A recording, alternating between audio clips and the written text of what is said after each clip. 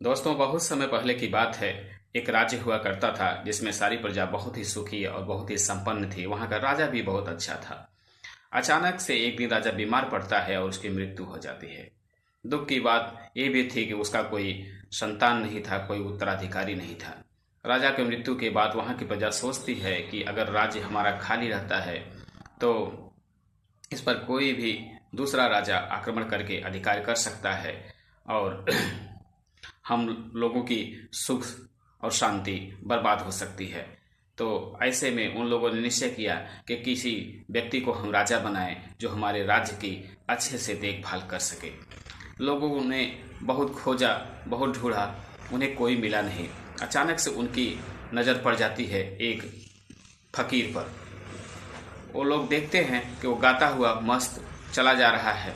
लोगों ने सोचा कि इसका कोई है नहीं, अगर इसको राजा बना दिया जाए तो लूटेगा नहीं और हमारी राज्य को संभाल कर रखेगा। इसका कोई है ही नहीं तो किसके लिए लूटपाट करेगा। लोगों ने उस फकीर को पकड़ा और ले आया, कहा कि हम आपको अपना राजा चुनते हैं। फकीर भी बड़ा खुश हुआ। कहाँ बेचारे को दर दर भटक के मांग कर खाना पड़ता था और कहाँ प्रभु ने उसको बैठे बैठाए राजा बना दिया। अब वो राजा बन जाता है और दरबार में बड़े शान से रहने लगता है। उस फकीर में एक आदत थी, वह जुआ भी खेला करता था, ताश के पत्ते खेला करता था।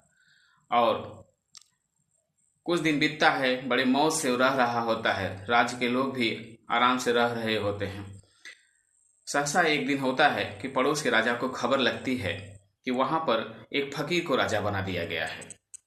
अब वहां का राजा सोचता है कि फकीर ही तो है, चलते हैं, उस पर अधिकार कर लिया जाएगा। शायद उसकी सोच भी सही थी। वह अपनी फौजों को लेकर के तैयार होने लगता है। गुप्तचरों ने बताया कि बगल के पड़ोसी राजा यहाँ पर आक्रमण करना चाहते हैं। आकर के उस फकीर से कहा गया कि देखिए राजा साहब, आप थोड़ा सजग होइए और सेना की तैयारी करवाइए। बगल का पड़ोसी जो राजा है वो हमारे राज्य पर आक्रमण करने की बात सोच रहा है। लेकिन वह उसकी बात पर ध्यान नहीं देता, प्रजा की बातों पर, और वह अपने जुआ खेलने में लगा रहता है, चौसर खेलता रहता है। कहता है कि अभी तो वो अपने ही राज्य में है, अभी यहाँ आने दो, देखा जाएगा। 2-4 दिन बीतता है, पड़ोस का राजा सेना लेकर के चल देता है। फिर आकर के कोई सैनिक कहता है कि राजा साहब, वो पड़ोस का राजा सेना लेकर के हमारी तरफ बढ़ता आ रहा है, हमको कुछ करना चाहिए, हमको भी तैयारी करनी चाहिए। और वो चौसर खेलता हुआ फकीर कहता है कि आने दो, अभी तो बहुत दूर है, आएगा तो देखा जाएगा।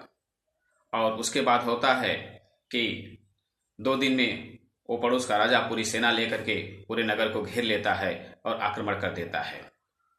तभी सेनापति आकर के कहता है, राजा साहब, पड़ोस के राजा ने आक्रमण कर दिया है, चलिए लड़ा जाए। फकीर कहता है, क्यों लड़ा जाए, किसके लिए? तुम लोग लड़ो, मेरा कौन सा परिवार रो रहा है, मेरा कौन सा परिवार बचाना है। मैं अपना झोला लिया और चल दिया। और फकीर उठता है और अपना झोला टांगता है और निकल देता है। कहा, तुम्हारा राज्य है, तुम संभालो, मैं तो ठहरा फकीर, मुझे तुम्हारे राज्य से कोई लेना देना नहीं है।